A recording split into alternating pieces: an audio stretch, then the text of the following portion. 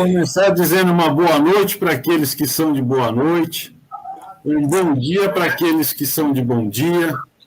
Muito obrigado a todos por estarem presentes. Quero agradecer ao meu grande amigo Carlos Felipe, da Escola de Marketing Esportivo Invictus. Quero agradecer a Thais Altrin, minha amiga, minha parceira. Muito mais do que cliente, amiga, parceira, corre junto com a gente. Vamos para o choque. Essa é mais uma live que a gente está fazendo, daquele nosso ping-pong, Igor Maffei-Bellini, Escola Invictus, e com a convidada especial Thay. Dessa vez a gente vai falar sobre a imagem do atleta, mas não aquele direito de imagem que todo mundo está acostumado, que dá direito ao atleta a receber uma remuneração maior, muitas vezes até como forma de fraudar o contrato de trabalho esportivo. A gente vai falar da imagem mesmo, que é aquela imagem que permite ao atleta, quando se aposenta, não pagar o cafezinho que tomou na padaria porque o torcedor do time lembrou dele. É aquela imagem que permite ao atleta ser convidado para eventos que os torcedores fazem com ex-jogadores cobrando um cachê para estar presente. É essa imagem de modo geral. É aquela que perpetua na memória do torcedor. E, como sempre, primeiro as damas. Carlos, você segura a sua onda, tá? E dê o seu boa noite. Claro! Boa noite, mais uma vez, obrigado pelo convite. E é sempre uma honra estar conversando aqui com vocês, trocando ideia, como eu falo, sempre aprendendo, né? Eu venho conversar com vocês, é uma aula. Obrigado, tá? É uma aula nossa para você também, que você tem a visão de dentro de campo, a visão de fora de campo. É um prazer inigualável ter você aqui conosco. Carlos, dê o seu boa noite aí. Boa noite, Igor. Boa noite, Thay. Eu acho que a melhor parte da aula vai ser da Thay, viu, Igor? Que ela que tem a experiência maior, a prática, ela que vai acrescentar mais aqui nessa nossa live 17 aqui, viu? Um prazer grande estar com você novamente. Boa noite, pessoal. Prazer, boa noite. Carlos, vamos tentar compartilhar a tela, porque como todo mundo sabe aqui, nós três estamos aprendendo a mexer nesse trem chamado YouTube. Verdade. Estamos apanhando, mas estamos se divertindo horrores. Exatamente. Pra caramba. E quando a gente acabar o final desse ano, a gente vai vender um curso de como trabalhar no YouTube. Vai todo mundo virar digital influencer. É bem isso. Vamos convencer o Carlos, presidente da Invictus, a abrir uma turma só de digital influencers esportivos. Muito bem. Vai lá, Carlos. Tentar, né? Muita gente precisa. Oi? Muita gente. Eu vou tentar então compartilhar aqui. Muita gente, né, Thay? Exatamente. É verdade. Eu vou tentar abrir aqui, pessoal, uma apresentação que eu fiz rápida, para a gente poder discutir aqui. Se você, na hora que vocês estiverem vendo, vocês podem me falar, tá? Se eu não vocês estão conseguindo ver aí. Tá todo mundo vendo a gente agora. Que legal, vamos ver se vai dar certo, né? Então, falando um pouco de gestão de imagem para atletas, né? Qual que é o contexto hoje do apelo da imagem do atleta, né? Hoje o atleta ele é praticamente uma celebridade, né? Ele tem uma forte conexão com os fãs que, né, Thay, copia o estilo de vida, o visual do cara, as opiniões, né? Aquele lifestyle todo do atleta, compram produtos que ele anuncia, né? Então vive o atleta também nisso, num mundo de grande exposição, né? E a maioria é bastante jovem, a gente percebe grande parte do atleta brasileiro bastante jovem, alguns ainda sem aquela maturidade para enfrentar esse turbilhão de coisas que começam a vir na cabeça dele quando ele se torna uma celebridade. Então, ocorrem muitos casos ainda de indisciplina, casos de atletas cometendo sem saber, muitas vezes, respeito às leis, uma vida de ostentação, né? E uma vida privada que vira um prato cheio para a imprensa, né? E para as redes sociais. E vive também uma cobrança muito grande, né? Por ter um carisma, para ter uma boa imagem, para ter os fãs, para ser sempre gente boa, para ter sempre uma alta performance e sempre ter esportivos. Então, a vida de um atleta não é nada fácil, né, pessoal? A gente Exatamente. sabe como é isso, né? Então, assim, como é que é isso hoje, né? A carreira e a imagem do atleta são bastante frágeis, né? Elas necessitam ainda ser mais bem gerenciados, muitos ainda não se preocupam com isso, ou ainda os profissionais que prestam suporte a esse tipo de trabalho ainda estão crescendo no Brasil. Algumas ações que eles tomam, atitudes, podem afastar ou atrair patrocinadores, que é um pouco disso que o Igor falou no começo da nossa live. No exterior, os atletas se preocupam e agem mais profissionalmente que no Brasil, e os atletas cada vez mais são cobrados pelas suas posições e para ter posições. Eu vou dizer daqui a pouquinho um exemplo disso daqui para a gente debater. Então eu trouxe aqui, né, alguns conceitos, né, para a gente poder discutir, né, o que quer dizer uma imagem, né? Significa assim, quer dizer a percepção que os terceiros têm de você. A reputação já é o conceito, né, que uma pessoa, uma empresa ou um produto, ela gosta do meio que ela vive ou do mercado, por exemplo. E a identidade tem a ver com a sua essência, com o que realmente você é dentro do seu âmbito, do seu ser, assim, né? A marca pessoal é o conjunto, né, de tudo isso, da imagem, da reputação, da identidade da pessoa. E o que a gente chama de branding é a gestão dessa marca, né? Como você sabe, no mundo do atleta de hoje, profissionalmente, saber gerir essa imagem, essa reputação, essa identidade que forma essa marca pessoal. O primeiro case de atleta no Brasil, pessoal, que eu trouxe aqui foi o Leônidas da Silva, né? O até Diamante Negro. Ele foi o precursor do marketing no Brasil. Ele, para você ter uma ideia, para ceder de forma definitiva o apelido pelo qual ele era conhecido, né? A Lacta, que até hoje ele utiliza esse produto, ele recebeu 2 contos de réis, que seria hoje basicamente corrigido menos de R$2.000. O livro Negro do Futebol fala bem da forma com que o Diamante Negro usava a imagem, né? Ele foi a primeira pessoa que percebeu como era importante a imagem dele ser associada a produtos. Ele vivia aparecendo na televisão, no rádio, tem várias situações dele, inclusive não participando de alguns jogos para poder fazer anúncio e tudo mais. Mas esse livro fala bastante detalhes sobre isso, como ele foi punido também, por algumas vezes, por ter acesso de exposição na mídia da época, né? Nós estamos falando aqui de uma época pré-Pelé, né? Assim, então, talvez o jogador mais importante antes do Pelé do futebol brasileiro é o Leônidas, campeão, um atleta negro, né? E também, assim, é um case bastante interessante, desculpe, como o primeiro atleta, né, que soube utilizar essa questão de perceber, né, ainda em 1930, como era importante a imagem dele estar bem vinculada, né. E aqui quase no fim, são uns atributos para uma boa imagem de um atleta, né, que a gente pode elencar aqui.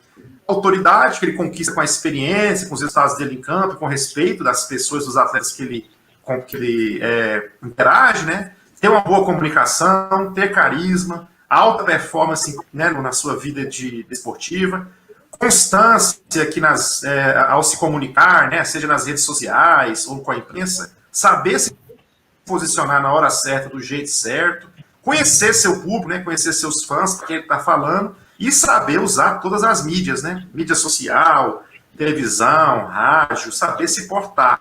E cada vez mais a pessoa tem que ter um aspecto profissional nisso daqui. E é importante, né, para sair do ponto de vista mais profissional, que o atleta hoje, se ele tem um plano de carreira, ele tem um plano de imagem, né? Cujos conteúdos, ações sejam ligados a esse plano de carreira dele, tudo que ele posta, o estilo de vida que ele passa nas redes sociais tem que estar linkado com o que ele quer, até onde ele quer chegar na carreira dele. Pensar em conteúdo que gere valor para os fãs que seguem ele nas redes sociais. E pensar também como que eu quero ser visto pelos meus torcedores, que imagem que eu quero passar, como eu quero ser noticiado pela mídia. O que o público fala de mim casa com os objetivos da minha carreira, se eu for pesquisar na imprensa, nos últimos acontecimentos que tem acontecido comigo. E aí, para finalizar, eu trouxe 2 cases assim, essa é a penúltima tela. Hoje eu falei com o Igor desse caso aqui, Thay. Assim, né? Vira a tela, porque a gente só está vendo a tela inicial. Se você não mudar, aqueles que estão acompanhando a gente pelo YouTube não vão ver as telas. Eu pensei que estava passando a tela. Não está passando, não? Não, agora está. E agora? Agora dá para ver. Agora tá. Se você mudar a formatação, vai dar para ver melhor ainda. Eu estou tentando aqui ver se mudou agora. É embaixo, naquele negocinho perto do zoom aí. E agora? Está melhor? Não, continua do mesmo tamanho. É o modo de exibição. Bom,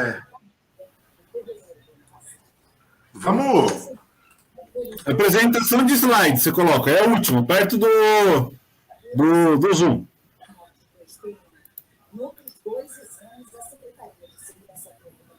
Ajustar o slide da tela global. Não, do outro lado, filho. Não. Tira a mãozinha daí. É esse do lado aí, ó. Vai, clica aí. E agora? Não. Acho que para mim está aparecendo aqui na tela que eu queria, mas acho que não está indo para vocês, não sei porquê. Não entendi. Bom, vocês estão vendo qual tela agora? O do Neymar e da Cris Flores. Só que a gente está vendo pequeno. Isso, mas está... Entendi. Aumentou? Não. Bom, nós vamos ter que aprender depois isso aqui, então, mas eu vou ler para vocês. O que está dizendo aqui, gente, é que a Cris Flores hoje cobrou o Neymar sobre a situação lá envolvendo o tal do DJ Ives, pedindo para ele se posicionar, né? Aí o perfil Cenas Lamentáveis colocou aqui: comente que qual o problema do Brasil também é responsabilidade do adulto Ney, né? Quer dizer, o excesso de cobrança que o Neymar tem para se posicionar de tudo que acontece no Brasil e no mundo, né? E agora eu trouxe outro case aqui, que foi do Danilo, né? Saiu na Folha de São Paulo hoje, que após o vice-campeonato da Copa América, né, que foi cercado por polêmicas, ele fez um manifesto hoje nas redes sociais, fazendo uma reflexão, né? E que deveria se estender a 3 contextos, né? Jogadores, a imprensa e o povo, dizendo praticamente que, fazendo autocrítica, pedindo que os jogadores sejam menos reativos e mais aliados do povo, né? Ele disse aqui: eu, como atleta profissional, representante dessa classe, entendo que é necessário cada vez mais demonstrarmos aquilo que somos, gente da gente, encurtar a distância, assumir as responsabilidades, não só profissionais, mas também sociais de nossa profissão. Estando tão expostos, nos resta sermos menos reativos, mais compreensivos e aliados de quem tanto nos prestigia, o povo. É necessário termos clareza nos discursos, dentro e fora de campo. São 2 exemplos dessa matéria contínua, mas ele contrastou um pouco aqui, não quero entrar em polêmica política, né, longe disso, mas é só avaliar como que essa questão de torcer não pelo Brasil, né, na Copa América, o Neymar fez uma postagem usando os termos mais pesados, né, contra quem não torcia, e o Danilo, no momento de calor ali, né, com todo o staff que ele tem, mesmo assim ele fez esse posicionamento. Já o Danilo esperou alguns dias, avaliou a situação que tudo indica, e fez um outro tipo de posicionamento. Para ficar mais fácil para os nossos telespectadores, só está a sua tela para eles verem. Você pode ir falando em cima. Eu tirei as nossas telas para ficar melhor de ler. Tá bom. Aí, assim, era o que eu tinha para dizer, pessoal, e as questões que eu trouxe, assim, tudo isso me deu de reflexão, né? Por que os atletas têm dificuldade para gerir sua imagem? O atleta precisa ter posicionamento político, social, de tudo, ele é obrigado, não é um excesso? Os atletas sabem o suficiente sobre direito de imagem, sobre como usar a sua imagem e tudo mais? E que com o desenvolvimento do marketing, os clubes cada vez mais não vão olhar apenas o rendimento esportivo para escolher um atleta, mas também a situação se ele traz algum tipo de retorno de exposição de mídia, como que ele aparece, né? Basicamente era isso que eu tinha para mostrar para vocês, para falar, para a gente poder começar essa conversa. Queria ouvir a opinião de vocês aí, o que vocês acham sobre tudo isso.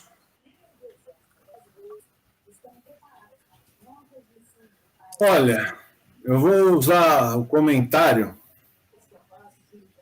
de uma amiga nossa, Carlos, que é muito simples. Ela fala assim: Dona Rafaela, né?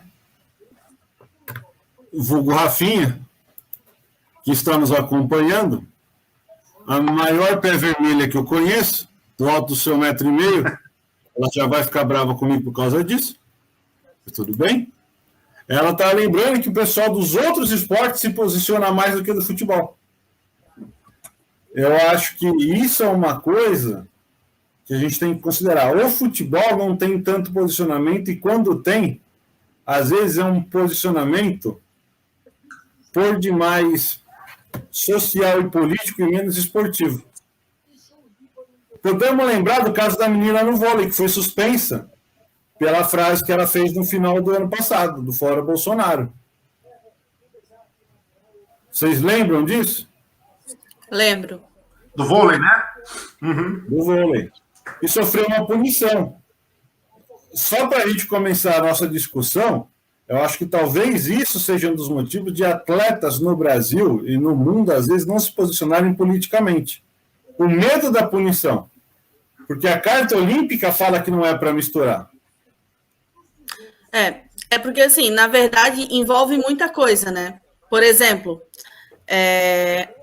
opiniões, geralmente, elas são diversas. Nunca as opiniões são todas iguais. Então, às vezes, um caso que gere uma certa polêmica, o atleta fica meio em cima do muro para se posicionar justamente por isso, porque tu acaba, às vezes, expondo a tua opinião e a tua imagem, ela está associada a alguém que possa se ferir com a tua opinião, né? No caso, como o caso ali de vários jogadores que já se envolveram em situação de violência contra a mulher, isso aí geralmente é unânime. Nunca vai ter um patrocinador ou alguém que vá contra um atleta que se posicione nessa situação. Porém, quando envolve uma questão política, aí já é complicado. Porque daí, às vezes, o patrocinador é a favor daquele tal político, e você, às vezes, não concorda com o posicionamento do político em si, porém, você não pode se posicionar. Então, é complicada essa situação. Bastante. Muitas vezes o atleta tem uma opinião que é diferente dos fãs dele, né? Pode acontecer demais, assim. Exatamente. Aí entra naquilo um pouco que eu falei. Será que o atleta conhece o fã dele? Será que ele consegue entender assim? Pô, quem me segue o Neymar hoje? Esse pessoal é mais a favor de qual valor, assim? Esse pessoal defende que tipo de ideia e de que tipo de valor, né? Um jeito de saber quando o cara posta alguma coisa é a reação do público, né? Nos comentários, se ele é cancelado ou não. Eu tô falando de rede social, né? É o que dá para ele saber do perfil dele. Fora isso, na imprensa, a repercussão da imprensa aí não tem como ele controlar muito, né? O atleta nesse caso. E o atleta, Carlos, deixa eu aproveitar, sem citar nomes de jogador, nem nome de atleta, tem um determinado atleta de um grande clube do estado de São Paulo que ele está jogando num clube que tem uma tradição que foi fundado por imigrantes, anarquistas, alguns, comunistas outros, socialistas outros, mas, via de regras, operários. É um clube fundado por operários, imigrantes operários, que se posiciona de uma forma contrária àquela que a maioria da torcida, por causa dessa tradição, dessa herança familiar, porque no Brasil o clube de futebol vem de pai para filho, de mãe para filha, de pai para filha, ele se manifesta de uma forma que grande parte da torcida tem uma bronca dele. Não é porque as pessoas são contrárias necessariamente ao político que ele defende tirar foto, mas sim porque as posições dele vêm contra aquilo que eu posso chamar de cultura de clube, que foi uma coisa que a gente discutiu, acho que na última live ou na penúltima, né, Carlos? Da cultura, da tradição de um clube. Que a gente falou do Barcelona e Real Madrid, que não era um jogo. Era um ato de resistência contra Franco. Isso. Até na questão de time também. Muitos jogadores, por exemplo, né, vamos fazer uma suposição, torcem para o Flamengo. Né? Geralmente a criança, quando nasce, ela não torce para o time ali do bairro, da cidade, do estado. Geralmente ela vai atrás do que a maioria das pessoas vão, e aí ela aprende a gostar. E aí o jogador vira jogador do Vasco, por exemplo, porque lá foi onde ele teve a oportunidade. Como a gente tem aqui no estado uma situação assim, mas devido à imagem e o que ele representa, ele não pode falar sobre essa paixão. Porque interfere, mexe com a paixão do torcedor, as pessoas, enfim, é bem complicado. E isso está muito ligado a imagem do jogador. E que hoje em dia, praticamente, eles falam mesmo, né, que o jogador, o Neymar é um artista, porque ele explora muito esse lado dele do marketing. Mas hoje em dia é assim, as redes sociais estão aí, você consegue ficar online 24 horas por dia, se tu quiser fazer um reality show com você mesmo, você consegue, então é normal ter esse peso aí, essa carga em cima do atleta para carregar. E quanto mais famoso ele for, mais expõe a imagem, mais retorno ele tem, porém mais refém ele fica. Esse que é o ponto, né? Ele no fundo, ele não é dono mais do perfil dele, tem sempre que pensar no que ele vai postar, no resultado daquilo, e assim, o cara já tem que, o atleta ou a atleta, né, já cuidar da carreira, pensar nos resultados esportivos. E não tem condição mínima, né, de ela, com um determinado nível que ela alcança, de cuidar ela mesma das redes sociais e do posicionamento dela. Tem que profissionalizar, né, tem que investir nisso. Não tem jeito mais no mundo de hoje. Falando disso, Momento Cultural, Livraria Cultura patrocina nós, que já está falindo, o Amazon patrocina a gente. Deixa eu falar desse livro, o qual eu tive o prazer de ser o organizador. Esse é o volume 1. Isso está muito chique, né? E por que eu trouxe ele? Para falar disso, eu preciso falar, está meio ruim aqui, que é o comportamento do atleta em redes sociais. É um artigo feito, na minha modesta opinião, e claro que influi a minha capacidade técnica, mas influi muito mais o fato de eu ser amigo da autora, que é a Aline Petil, que o Carlos conhece, a Thay talvez venha conhecer. Sim, grande profissional, grande jornalista. A Aline hoje trabalha em Florianópolis, estou até devendo uma visita para ela. Quando eu for conhecer o Atlético Catarinense, eu tenho que aproveitar e passar para falar oi para a Aline, porque senão ela bate comigo. Mas... Sério? Ela mora aqui? Ela está morando em Florianópolis, mora na ilha. Então já pede para ela mandar um livro aí para mim. Se ela não te mandar, eu mando, porque eu acho que os dela já acabou. Ela entregou um para o Romário. Eita! Mas, para mim, é a maior especialista em mídias sociais. E ela fala muito bem desse aspecto. Então, por isso eu interrompi com esse momento cultural para falar. Já a literatura, o problema é que ela não chega para os atletas e não chega para os agentes. O atleta tem que entender isso que nós estamos falando. Ele é um produto e ele tem que aprender a se vender como produto. Exatamente. Enquanto o atleta... E ele pode se vender, e se ele não souber o que ele publica, ele vira um produto ruim, né? Se ele entrar em muita polêmica, muita coisa negativa, fica um produto que ninguém quer comprar, quer patrocinar, né? Então tem que ter esse cuidado, né? Exatamente. É um caso bem complexo, na verdade, porque ele tem que cuidar do que ele faz, com quem ele anda, essas andanças, o que traz de volta, o que pode ser associado a ele, e envolve muita coisa. Hoje em dia, o atleta que for pensar em ser atleta profissional, ele tem que ter em mente que a caminhada é muito mais além do que tu treinar, se dedicar taticamente, trocar de casa, mudar de lugar, abandonar a família, né? Muitos saem de casa cedo, envolve essa questão aí também. Exato. E dependendo do que eles...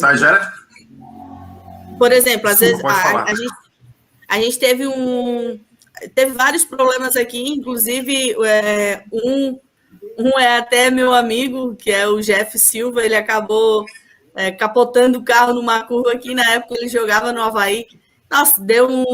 Nossa, foi um vucu-vucu, todo mundo falou e tal. E aí, mas enfim, até então ele era, né, ele estava sozinho, foi puxado a orelha ali e tal, mas ficou tranquilo. Porém, já teve um caso que os jogadores se envolveram aí num acidente, no caminho da ressacada, madrugada, aí tinham bebido, foi uma confusão bem grave, e isso ali mancha a imagem do atleta. Porém, com o tempo, isso se apaga. Mas quando envolve o que a gente estava falando, a questão de violência contra a mulher, principalmente, e qualquer tipo de violência, aí marca de uma maneira bem grave, e a gente tem um caso aí, vocês sabem qual é, bem grave, e o jogador ele não consegue mais voltar para o mercado, e acaba a carreira, né? Infelizmente... isso você falou, acho que... Só para completar, o infelizmente é porque a pessoa, ela errou, ela tem que ser processada, civil e criminalmente, mas a sociedade não tem o direito de cancelar o atleta também. E o clube também não pode expor o atleta.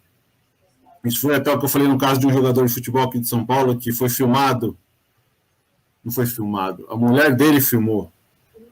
Que queriam mandá-lo embora por justa causa. Se não tiver no contrato de trabalho dele que ele tem que preservar a imagem, não dá. Teve um caso lá, teve um...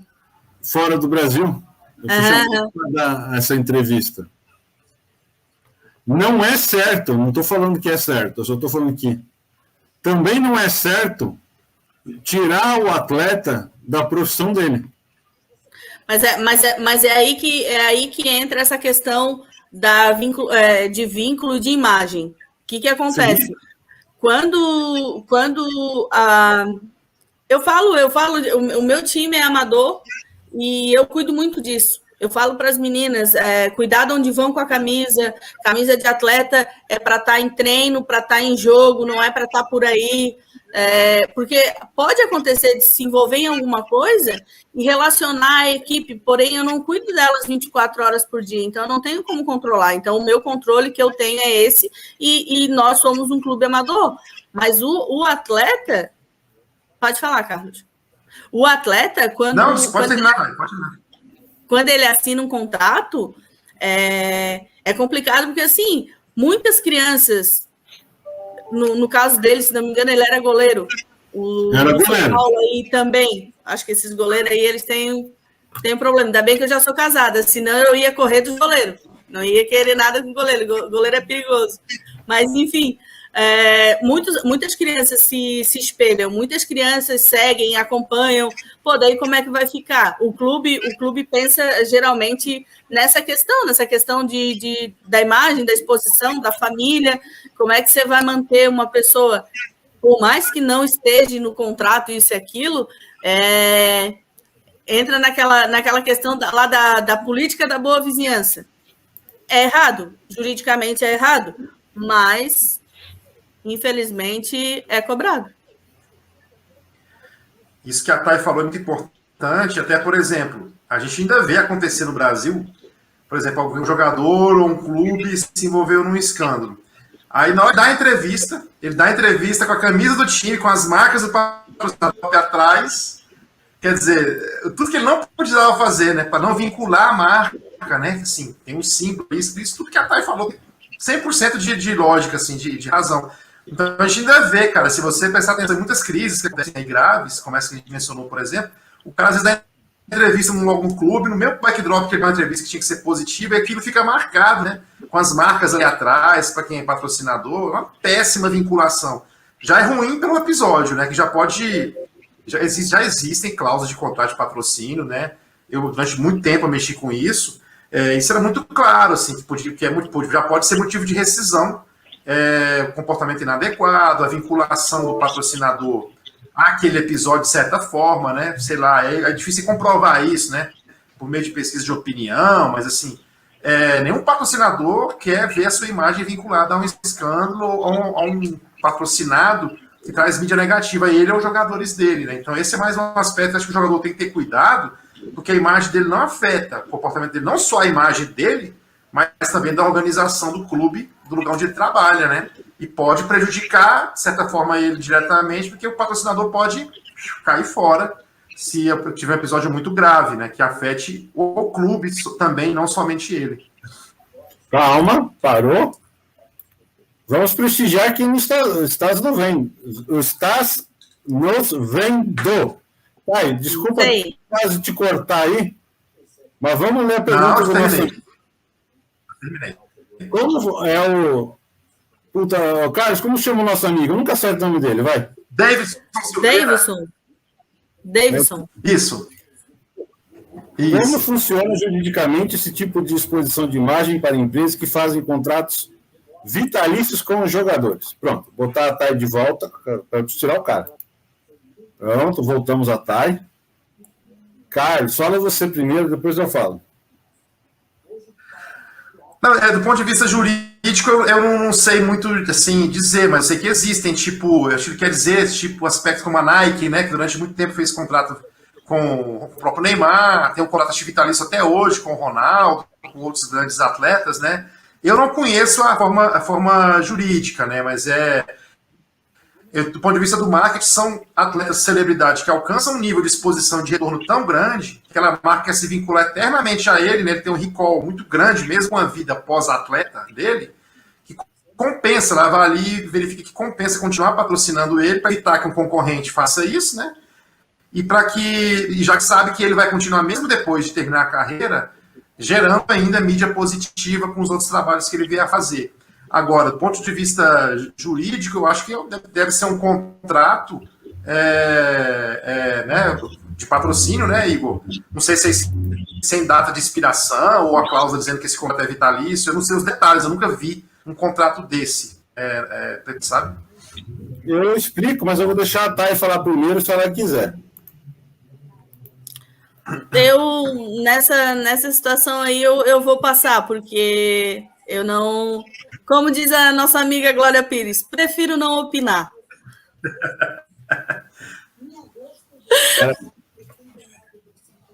Vamos por partes. Como diria Jack o Estripador. Que horror! A gente tem que pensar que esses contratos não são regidos pela legislação brasileira. Esses contratos são regidos pelas legislações internacionais via de regra americana. Fosse no Brasil, ele não poderia ser vitalício, ele tem que ter um prazo de validade com renovação. Por que você não tem um contrato de prestação de serviço vitalício? Simplesmente porque o patrocinado presta um serviço para o patrocinador. Vocês concordamos com isso? Só que se eu tivesse um contrato de natureza vitalícia, eu ficaria preso a ele por resto da minha vida. E pode não ser bom para aquele que é o patrocinado ou o contratado ficar preso o restante da sua vida terrena. Todo mundo só olha o lado bom. Vamos imaginar que o Igor seja patrocinado vitaliciamente pela Invictus, ok? Pegamos aqui quem só está presente para não deixar ninguém chateado. Amanhã, eu recebo uma proposta melhor para mostrar a minha carinha bonita em outra live de outra escola de negócios. Eu não posso, porque eu tenho um contrato vitalício. Por isso que todo contrato, aqui ele tem um prazo de validade e uma multa para ser rompido. Eu não posso prender um ser humano para o resto da vida dele. É errado a gente imaginar que é sempre bom, às vezes não é. Mas você está falando do Brasil, né? Estou falando no Brasil, porque para falar do mundo fica impossível, porque a gente não conhece a legislação no mundo inteiro. Eu conheço um pouco da legislação americana porque eu estudei, mas eu também não tenho a profundidade para falar. Estou falando daqui, estou falando de modo geral. Princípios do direito são princípios no mundo inteiro. E a possibilidade de romper um contrato tem que ser um princípio. Mas outra coisa, nesses contratos muito longos, deve existir cláusulas de... Eu vou chamar de comportamento, eu tenho certeza que tem um nome mais bonitinho, tá? O Igor apareceu bêbado, o Igor é multado. O Igor se envolveu em um acidente, o Igor é multado. O Igor foi pego fazendo alguma coisa errada e foi preso. O Igor é muito multado. Passeando com pessoas suspeitas, como a gente tem algumas histórias aí de patrocinados por uma marca aí. Uma determinada marca, de um determinado passeio. numa determinada banhada pelo mar. Exatamente. Mas você já imaginou se aparece uma acusação XYZ que coloque em dúvida a minha integridade enquanto garoto propaganda de uma determinada marca? E ela rompe comigo para se preservar? Ela pode nem vir a público falar que ela rompeu comigo porque eu fui acusado de uma atitude A, B, C ou D. Ela simplesmente rompe o contrato. Claro eu acho também que não... Eu, né, como empresa, eu não gostaria de ter um contrato vitalício com uma pessoa justamente por causa dessas questões aí, principalmente quando se trata de jogador de futebol. Jogador de futebol já tem a fama do baladeiro, né? Vários casos aí de amor por vários lugares, e aí, os caras já são assim quando estão ali na carreira, quando estão em atividade. Quando se aposenta, piora, aí vai de mal a pior, né? Então, não seria interessante, eu acho. Eu não faria um contrato assim, nem... Eu faria no máximo aí, tipo, sei lá, até 35 anos, vamos supor. E ainda já correndo risco no meio do caminho aí, ele já meteu os pés pelas mãos, e isso prejudica muito uma marca. Prejudica muito, porque o marketing... Hoje em dia, assim, é o marketing e o resto, de tudo. É o marketing e o resto. Tanto que teve uma cerveja aí que foi fazer um marketing, mas meio mal pensado, no dia da conscientização vegana, alguma coisa do tipo, e, os caras são mantidos pela raça do churrasco. E aí foi um tiro no pé sem tamanho. As ações caíram, as vendas caíram. Então, é muito forte, é um apelo muito forte o marketing. Então, tem que ser muito bem pensado. E as empresas provavelmente elas pensam nessa questão aí. A gente escuta falar, né? Que o fulano tem contato vitalício. Eu gostaria muito de saber como é que funciona isso aí, o que tem, porque é complicado. Enquanto a gente fala, eu vou deixar o Carlos falar, na verdade. Carlos, dá uma information aí que eu vou checar o caso do Tiger Woods, porque, se eu não me engano, ele tinha um contrato vitalício que foi rompido no escândalo dele. Ui! Com certeza. Assim, eu acho que esses contratos para uma margem residual de super alto atletas, assim, de várias modalidades esportivas, que tem, assim, um alcance global no mundo inteiro, no planeta todo, e que as marcas entendem que tem um nível de profissionalismo capaz de preservar mais isso. Pelo menos elas fazem essa aposta. Com certeza também deve ter cláusulas como essas que o Igor mencionou, para possibilidades como essa que o Igor mencionou, no caso do atleta descumprir algum tipo de situação. Temos um atleta de futebol brasileiro famoso, tinha marca, né, contrato com a marca de calçados, a mais famosa do mundo, que foi rompida por uma situação que está sendo apurada de uma denúncia de assédio, né? Então, assim, reza a lei que tinha também um contrato muito longo ou um contrato vitalício com essa marca de tênis. Então, assim, a gente não tem acesso a esses contratos. Não sei nem se são sigilosos e tudo mais, né? Mas eles têm a obrigação de divulgar, porém, com certeza deve ter cláusulas, certamente, de rescisão, né? E como o Igor disse, são regidos pelo direito de outros países, pelas regras de outros países, a gente não tem muito subsídio para poder mencionar, mas foi interessante isso que o Igor falou, que no Brasil é muito difícil ter contrato desse tipo. E eu também acho assim, temos que entender muito bem como a mídia coloca, né? O que é vitalício, né? Assim, talvez seja um contrato sem prazo determinado, né? Esse não tem um prazo para determinar, mas tem cláusulas que vão poder suspender esse contrato se vierem, ou tipo assim, qualquer uma das partes pode a qualquer tempo avisar e tentar rescindir, né? Talvez seja isso o vitalício, que tem um prazo determinado, né? Mas acaba que também são uma peça de marketing. Da carreira também, né? Isso, então assim, a gente não tem muito subsídio no Brasil, assim, casos para isso, Eu acho que isso é um ponto que a gente tem que tocar. Eu acho que, às vezes, a palavra vitalício, ela é entendida de uma forma que, juridicamente, ela não é.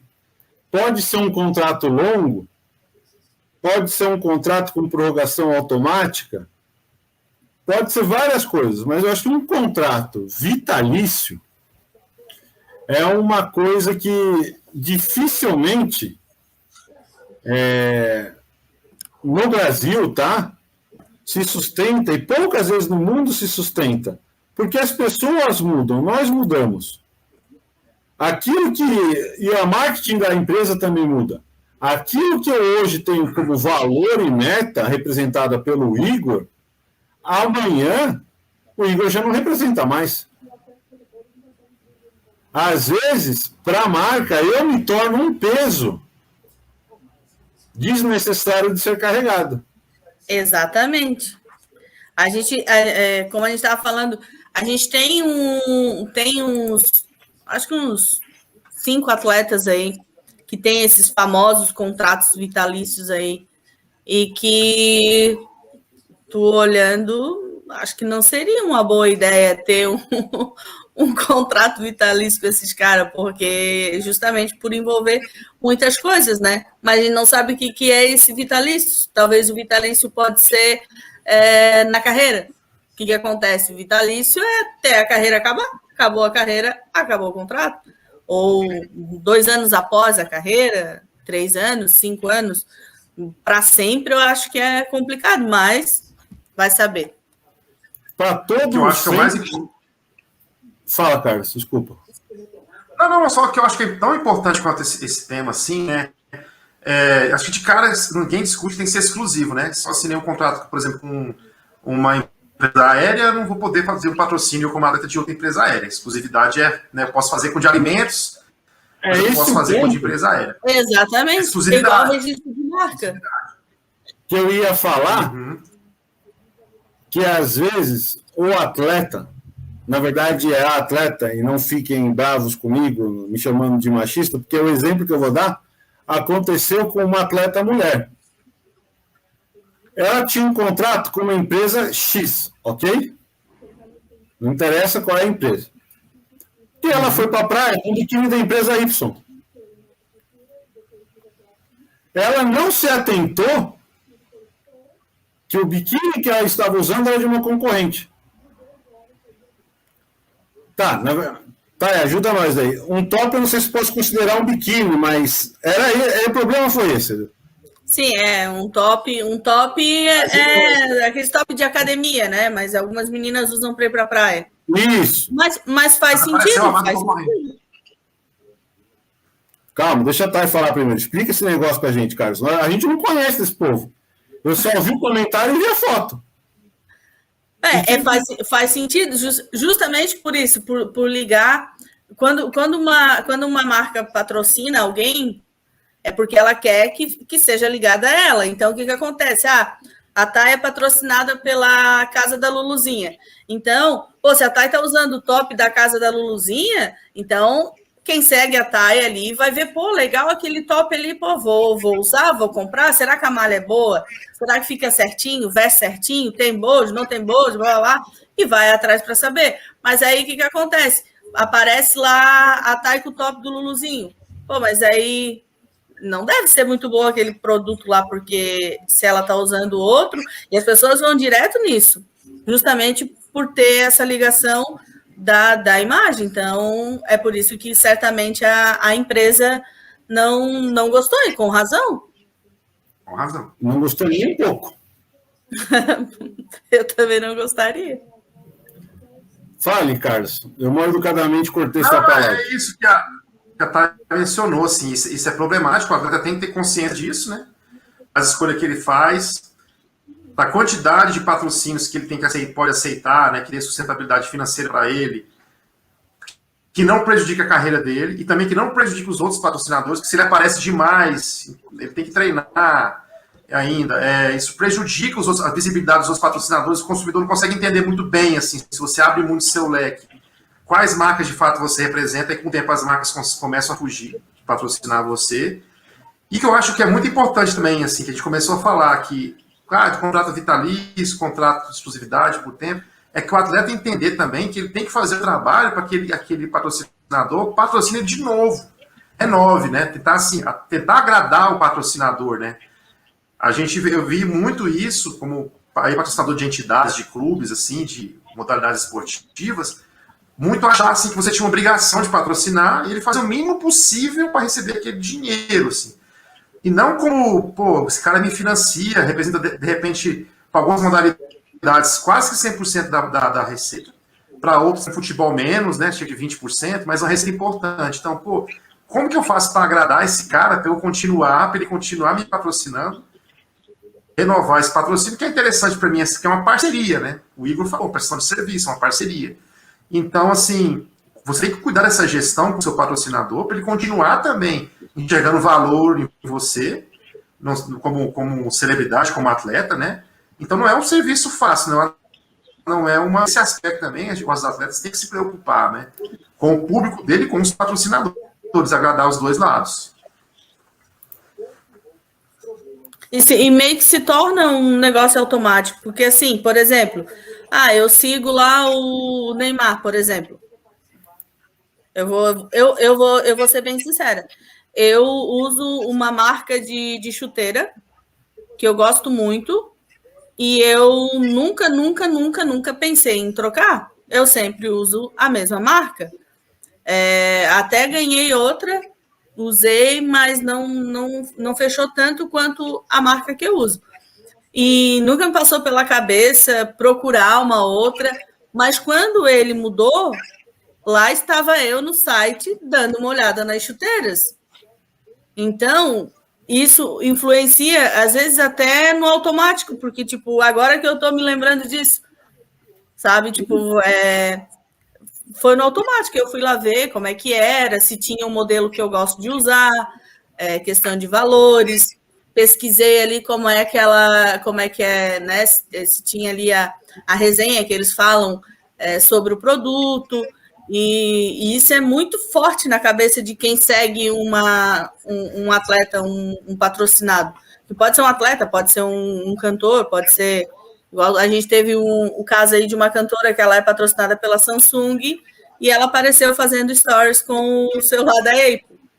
E aí o pessoal falando, até ela tal, porque o celular trava, isso e aquilo. A equipe dela e ela não se atentaram a isso também. Aí já vem a pergunta do Davidson. Acredito que até para os atletas profissionados fica difícil entrar numa sala de entrevista e sentar na frente de um produto de outro patrocinador. Por exemplo, exatamente. A gente fez com a Coca. Eu não sei se ele é patrocinado por outra empresa ou não, mas eu ia tocar no assunto dele com a Coca e eu acho que veio bem a calhar.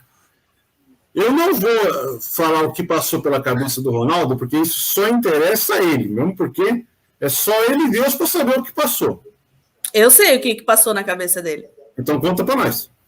O que passou na cabeça dele que ele é um atleta, que ele prega a saúde, o cuidado com a pessoa, com o corpo, com a alimentação, com o que se ingere. Ele cuida disso, ele vende essa imagem muito bem. Ele teve um patrocínio de uma empresa muito grande que patrocina ele relacionado a essa questão de saúde, e ligando uma coisa a outra foi automático.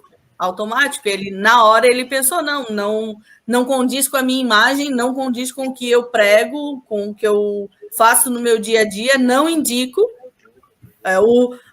Ele pegar a garrafa, botar para o lado, foi como ele abrir um cartaz ali de eu não indico esse produto. O problema, aí eu vou deixar o Carlos concluir essa frase que eu vou falar, essas palavras, porque ele que trabalha com marketing.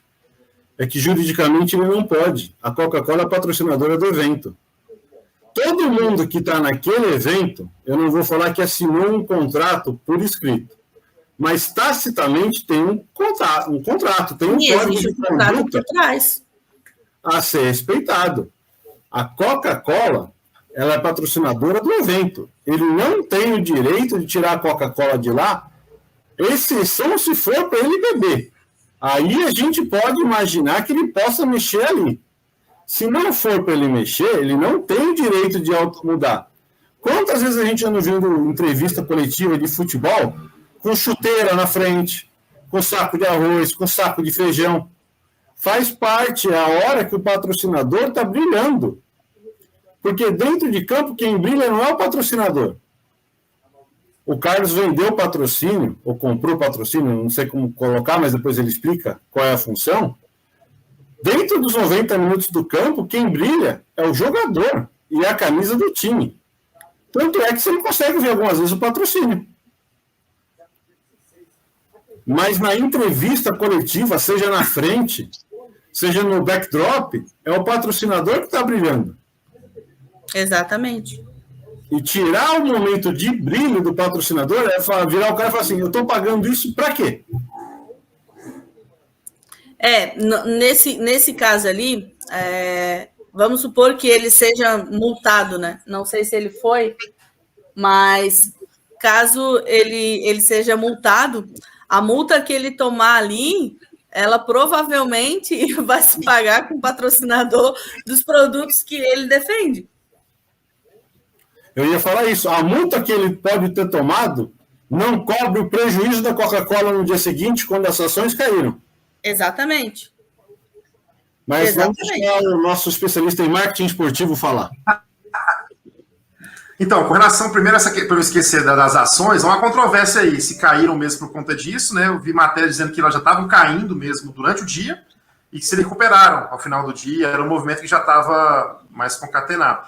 Concordo com tudo que o Igor disse. A falta que o Cristiano Ronaldo fez foi uma falta grave, assim, para o mundo do marketing esportivo. Ele não podia ter feito aquilo, né? A Coca-Cola pagou ali milhões de euros, não sei qual foi a moeda de dólar que eles acordaram, para comprar. Ela comprou uma propriedade esportiva, né? A marca na camisa do time é uma propriedade, não, uma plata é uma propriedade, uma placa de campo é uma propriedade esportiva, uma vinheta de televisão, se foi fechada num contrato de patrocínio como contrapartida, é uma outra propriedade. Aparecer no backdrop é uma outra propriedade. Ali na mesa, como estava a Coca-Cola de entrevistas, é uma outra propriedade. Todas elas hoje têm condição de você calcular qual que é o retorno de imagem que você tem, de visibilidade, principalmente num torneio como é a Euro, né? Então a Coca-Cola sabe quanto que ela pagou, quanto que a Euro cobrou para ela para estar presente ali, quanto que ela perdeu de exposição, e ela perdeu também com o episódio daquela polêmica toda, que no fim das contas, né, até os jogadores da Itália abriram a Heineken lá, beberam Heineken, beberam Coca-Cola, para dar uma cutucada no Cristiano Ronaldo, assim, né? Eu entendi, concordo com o que a Thay falou, até fiz um vídeo na Invictus sobre esse assunto, que foi uma disputa ali entre os valores do esporte e os valores do marketing. E o Cristiano Ronaldo, pelo tamanho colossal que ele é, só um cara do nível dele pode fazer aquilo que ele fez sem ter uma consequência mais grave. Eu acho que a Coca-Cola era melhor divertir ou tentar negociar do que aumentar essa polêmica, que foi até acho que aconteceu. Então, assim, o que ele fez longe de ser assim correto, porque ele estava num evento, aquele patrocínio é do evento, não é do Cristiano Ronaldo. Então, assim, existe uma diferença, né? Por exemplo, atletas que jogam num time, por exemplo, na seleção de ginástica, ele treina no time de ginástica, o patrocinador é a Nike, estou chutando. E na seleção brasileira é a Adidas, ele vai vestir a camisa da Adidas. Quando no jogo da seleção brasileira de ginástica. Então, assim, a Adidas está patrocinando a seleção e não, sei lá, o time de Osasco, de ginástica, artística e rítmica, por exemplo, se houver ainda. Então, essa diferença que é muito clara, assim, que a gente tem que colocar. E, por fim, é importante a gente reconhecer que quem paga hoje os grandes eventos são os patrocinadores. Sim, as empresas de mídia compram as cotas de televisão, né, que permitem dar aquele bolo de dinheiro, que inclusive vão reverter para os atletas, que geram mais patrocinadores para ele com a visibilidade para o mercado consumidor, mas aí essas cotas são compradas por patrocinadores, por empresas, como a Coca-Cola, a Heineken, a Mastercard, a Visa, né? Então, assim, é tudo uma indústria bem concatenada. Se a Coca-Cola decidir sair e as empresas de bebidas decidirem não patrocinar mais, com certeza isso a médio prazo vai ter impacto no salário dos jogadores. Então, não é uma discussão fácil. Então, a gente entende o que o Cristiano Ronaldo fez, mas do ponto de vista esportivo, ok, mas do ponto de vista do marketing e de sustentabilidade do ecossistema todo, foi um erro que ele cometeu. E ele sabe disso, né? Então eu acho que foi muito bem calculado. A gente tem uma ideia, o Cristiano Ronaldo chegou a 300 milhões de seguidores no Instagram, é a maior celebridade do Instagram hoje, né? E muito do crescimento dele foi por causa desse episódio. É exatamente isso. Exatamente. Com certeza prejudica muito, mas né, entra naquilo também, é ele, né? Ele sabia que ele podia fazer, que não ia acontecer nada, porque era ele. Mas vale praticar a política da boa vizinhança e cada um fica com o seu prejuízo.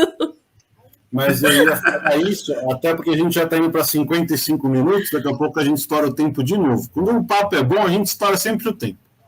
Exatamente. Eu acho que é esse o nosso foco, né? De falar dessa imagem do atleta. Que é isso que a gente está falando. Sim. Ele só fez o que ele fez porque ele tem uma imagem muito grande. Se fosse um menino recém-subido para o profissional, né? Ele tinha perdido muita coisa. Uhum. Se mesmo podia ficar a carreira dele. Um menino recém-subido para o profissional, que não tivesse a envergadura que ele tem, mesmo numa seleção, podia ser nunca mais convocado para uma seleção. Ou então começar a fechar contratos piores. Porque que patrocinador vai querer contratar um time de futebol, ou de basquete, ou de vôlei, seja lá o que for, com um atleta indisciplinado? E pode ter perda financeira no bolso. Podia multar o clube falar assim, multei em 20 mil reais. Esse 20 mil reais você vai pagar. Vou reverter para o seu salário, vou debitar no seu salário. Podia ser um prejuízo financeiro, né? O atleta, geralmente o atleta profissional tem um contrato, né? Mas no amador funciona assim, o clube é responsável pelo atleta.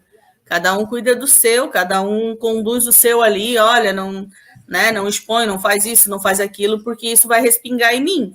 E é assim que funciona.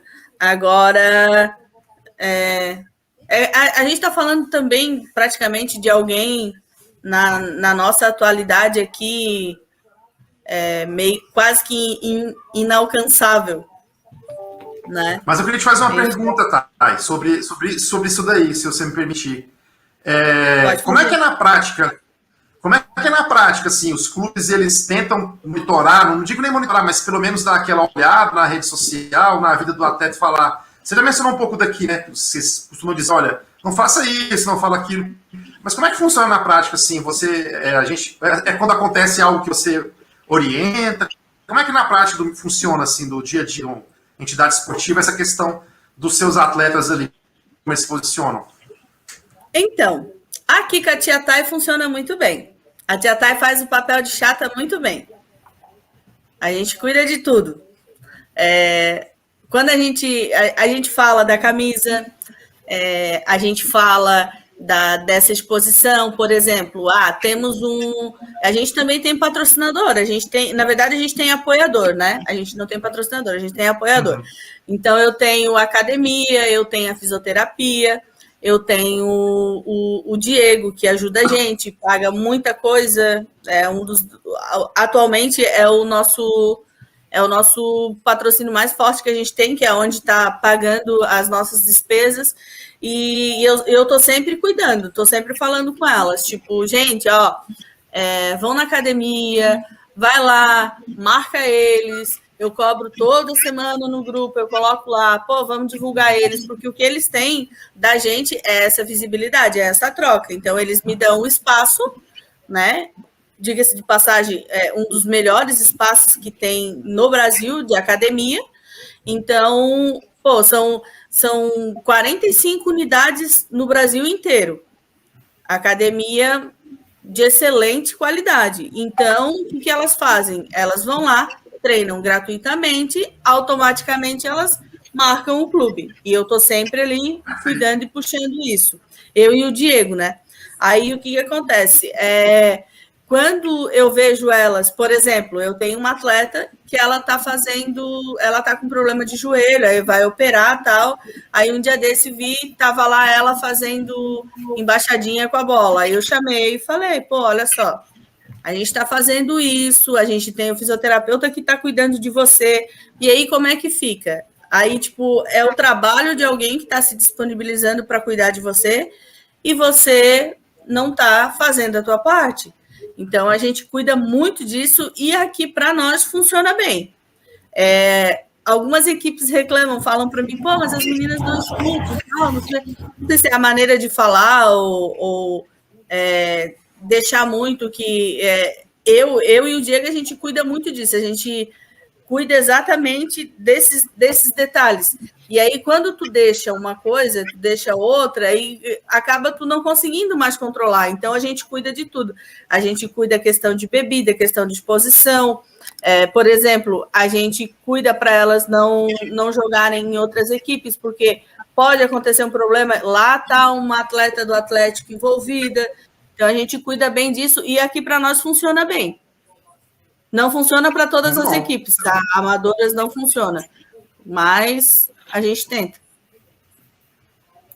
Deu um bom resumo aí de gestão de imagem, como dirigente aí, foi muito bom, excelente, é isso mesmo. Excelente. É por isso que a gente fez questão da Thay hoje. Porque com ela aqui, a gente ia ganhar muito da gestora e de alguém que conhece muito de marketing. Eu acho que eu vou até mudar de... Aliás, eu já estou estudando para isso, né? Vou acabar mudando de ramo. Vou pegar umas aulas aí com o Carlos. Tamo junto. Vamos fazer junto isso daí. Muito bom. Vamos. Eu acho que você ia se dar muito bem. Eu estou procurando uma foto aqui, que é uma foto emblemática do Dream Team em Barcelona. Por isso até que eu estou meio calado, né? Se você pegar aquela... que eu não estou achando uma foto clássica, e o pai Google aqui não está me ajudando. Que foto que é? É a foto deles no pódio, e você vai ver que o Michael Jordan está com a bandeira americana sobre o ombro. Mas por que o Bendito está com essa bandeira sobre o ombro? Porque o uniforme do time não era do mesmo patrocinador dele. Foi isso que o Davidson falou. Foi um pouco disso que o Davidson comentou, né? E o Jordan foi lá. Mas eu estou tentando achar essa bendita e eu não estou. O Michael Jordan é o maior exemplo, um dos grandes exemplos do mundo de quem sabe respeitar patrocinador. No Brasil, nos percussores, foi Ayrton Senna, isso daí também, que era excepcional. E a Thay mencionou a questão de chuteiras, né? No documentário Arremesso Final, Last Dance, o Jordan fez um acordo com uma chuteira, não sei se era da Nike ou de outra empresa, antes de assinar com a Nike, e não ficou boa no pé dele. E ele já era um atleta conhecido, para não sacanear o patrocinador, mesmo ele com o pé doendo, ele jogou o jogo inteiro com aquela chuteira, e quando ele tirou a chuteira depois do jogo, o pé dele estava sangrando, literalmente. Mas ele falou que ele não ia fazer aquilo, porque ele sabia que se o Jordan tirasse uma chuteira e trocasse daquele patrocinador, ia pegar muito mal para a imagem do patrocinador e para o patrocínio dele. Então ele preferiu resolver depois, com um calçado melhor, com a própria marca, mas é bem colocado isso lá. Ele terminou o jogo com os pés sangrando. O Ayrton Senna o cara foi um cara muito além do tempo. Além do tempo dele para tudo, até nessa questão aí, né? Tem uma pergunta do Davidson que põe fogo no parquinho pra Thay, hein? Peraí, vamos lá. Thay, relacionando ao futebol feminino, ainda temos um abismo de diferença de patrocínio em comparação com o futebol masculino? Você acha que isso está ligado à cultura machista ou por um outro motivo?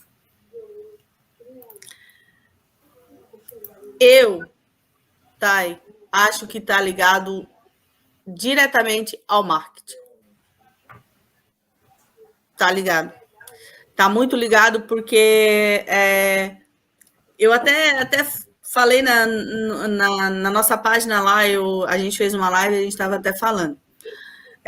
Quando tu chega para uma empresa e tu fala, olha, eu tenho uma equipe assim, assado, e a gente joga isso e aquilo, e a gente vende tantas camisas, e a tua camisa tu vai patrocinar a minha equipe e vamos vender 5 milhões de camisas com a tua marca.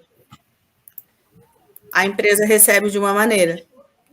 Olha, a gente tem uma equipe e a gente vai vender... a gente vende ali 1.500 camisas. E é claro que eu consegui fazer besteira, né? Entendeu? Fica muito complicado pro patrocinador. O que acontece?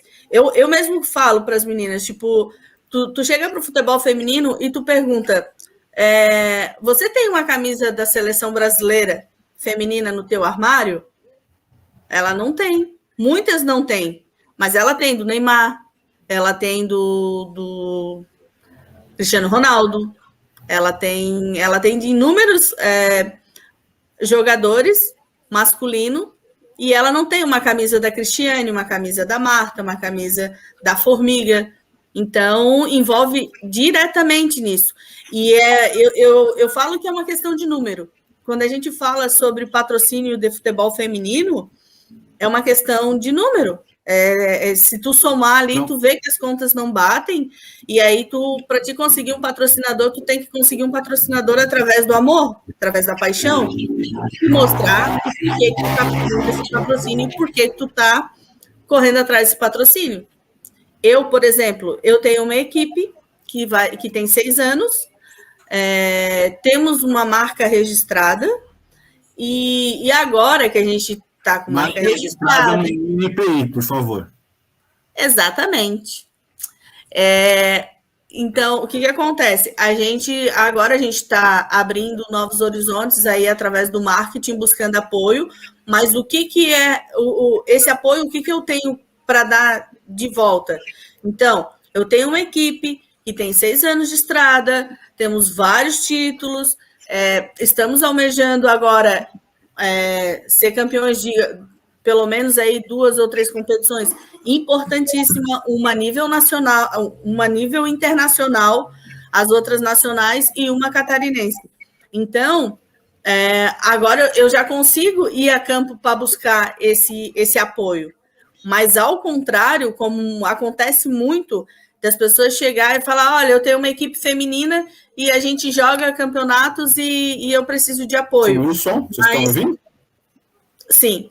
Aí o que acontece? Tu vai ter que contar com uma empresa que tenha um apelo emocional para te patrocinar. Só que o apelo emocional não traz retorno.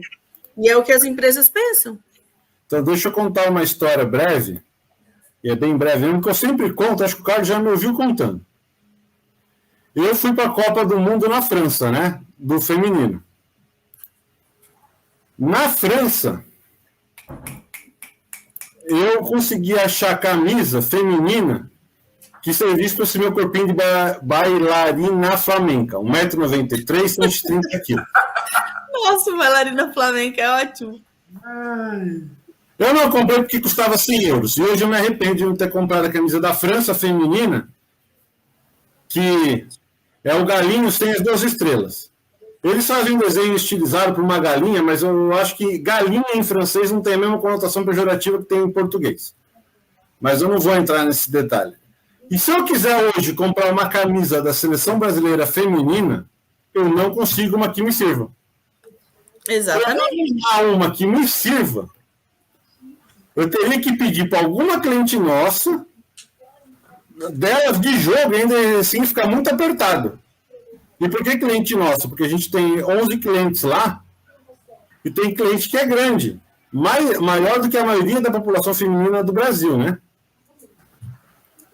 E essas meninas não conseguiriam me... Bem, eu não entendi.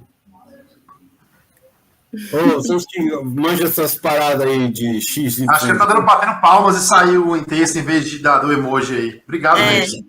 Exatamente. Eu queria contribuir com esse debate depois que o Igor falar. Não. Eu, no Brasil, eu não compro uma camiseta da seleção feminina, não é por machismo.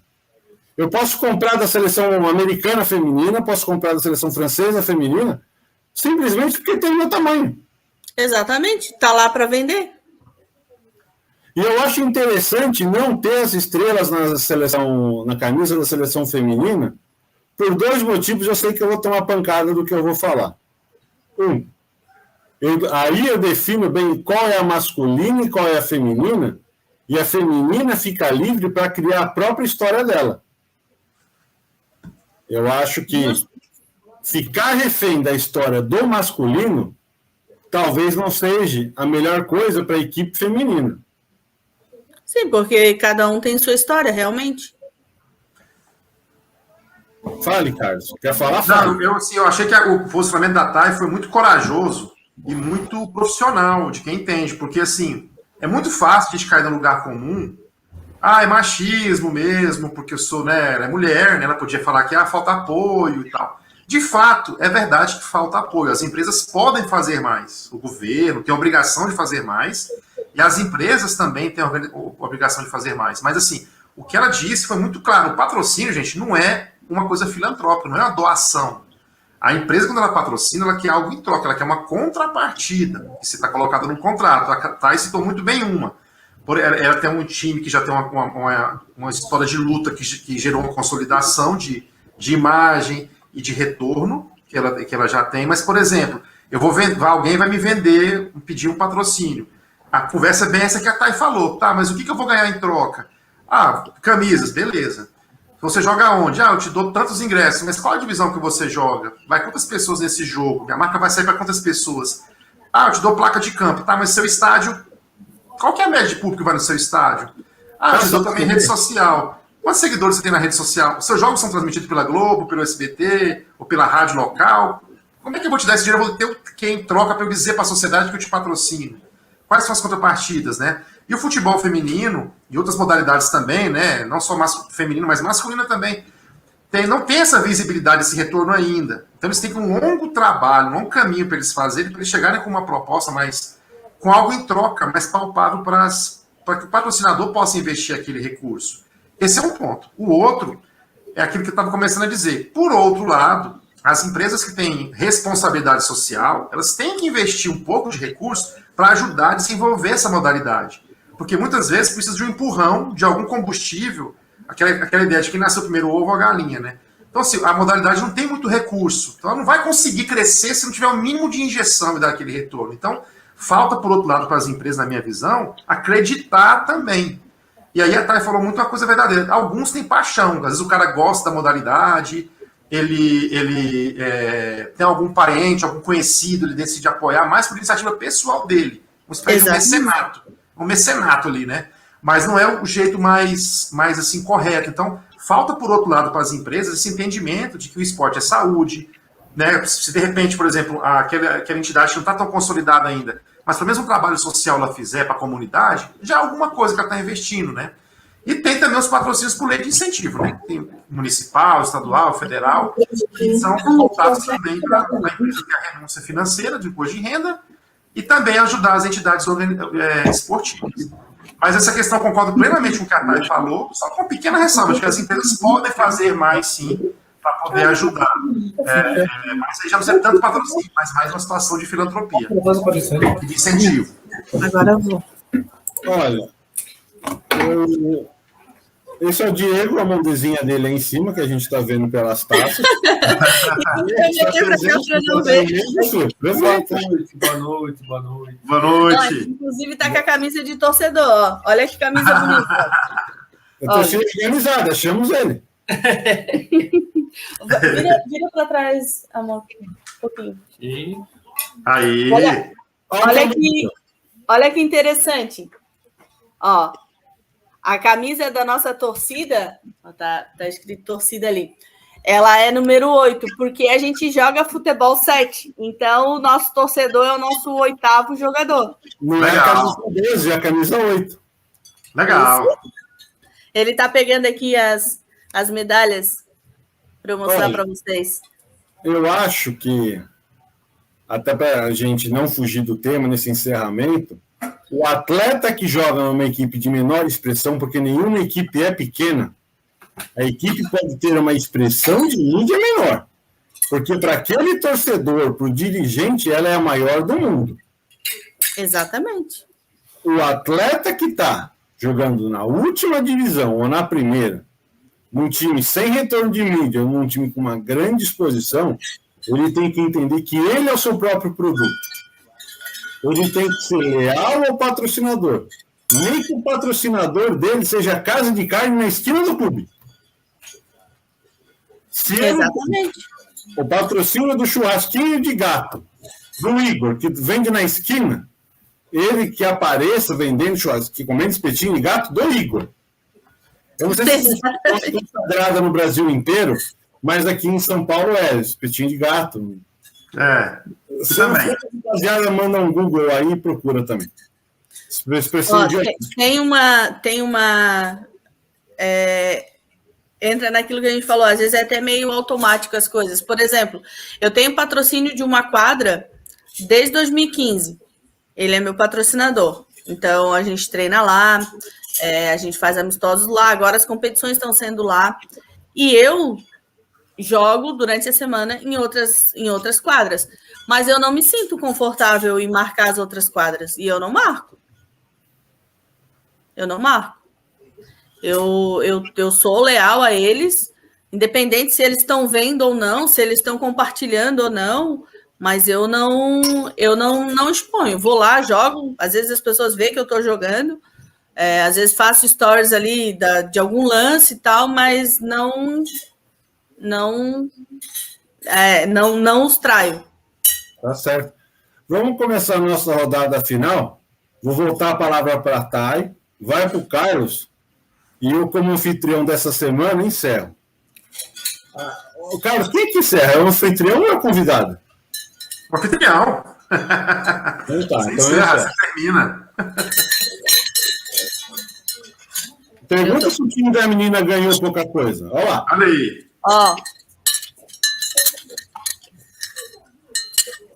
Tem muito terceiro lugar no Uruguai. Tem... deixa eu ver... O que é esse aqui? Porque agora aqui está um pouco escuro. Vice-campeão catarinense. Tem campeão mundial. Terceiro da Liga das Américas em São Paulo. Até aqui tem uma perdida. Essa medalha aqui ela é muito importante, olha só. Eu nem sou atleta de corrida, mas essa medalha aqui é uma medalha de 5 quilômetros que teve da inauguração da Ponte Hercílio Luz. Ela voltou a funcionar agora e teve uma corrida e eu participei. E tem medalha também. Parabéns. Vou mostrar para vocês. Ainda tem algumas medalhas guardadas.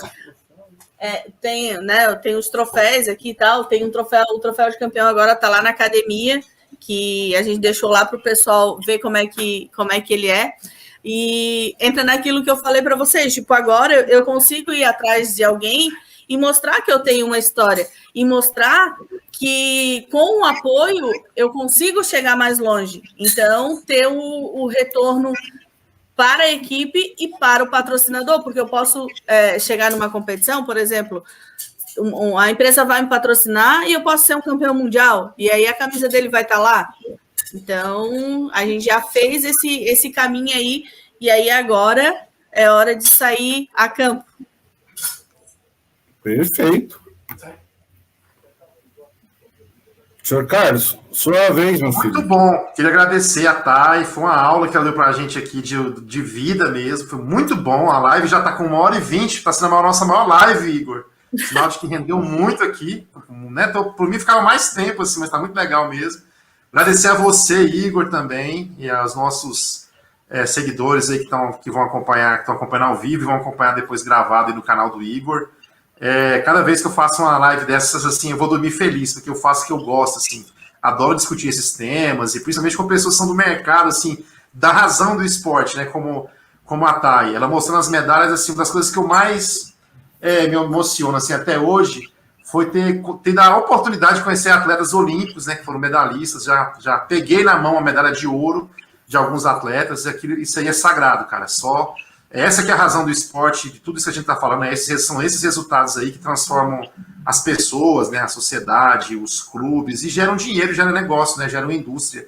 E é esse valor que só o esporte que traz, que é tudo isso que está materializado no que a Thay trouxe aí, as medalhas, os troféus, e na disputa, na competição, né, porque a luta não é só pelos resultados, é para manter a entidade viva, para fazê-la crescer, para aumentar o número de torcedores, de retorno e profissionalizar, né? A disputa não é só nas 4 linhas ali, né? É muito mais do que isso. Então não é só um esporte, né? Como a gente fala. Muito bom. Exatamente. A luta ela é tão grande e tão além das 4 linhas que é por isso que eu conheci o nosso amigo Igor aí. Acredito que é eu já falei isso para ele, que ele é um dos presentes que a gente teve. A gente tem que, na vida, a gente sempre tem que pegar o que vem das coisas ruins e tirar as coisas boas, né? E o Igor foi uma das coisas boas que vieram através dessa coisa ruim aí que a gente está travando fora das 4 linhas aí, que é ter que brigar por uma história que a gente criou. Mas vai dar tudo certo. Isso é uma coisa que a gente vai contar numa live na hora que o processo estiver encerrado. Exatamente. A gente até podia contar agora, porque o processo não está em segredo de justiça, já saiu na imprensa catarinense, mas adiantar agora não seria bom. Exatamente. Davidson, obrigado pela sua companhia, irmão, está sempre junto com a gente. Obrigado. Aí. Eu acertei o seu nome agora, espero que sim. Se eu acertei, manda um joinha. E vou começar o meu encerramento convidando a todos para a próxima semana estarmos ao vivo e a cores no canal da Invictus, porque, como vocês sabem, é uma semana nesse canal e uma semana no canal da Invictus.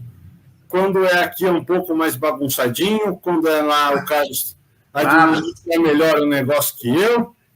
O Igor bota até receita de bolo. É verdade.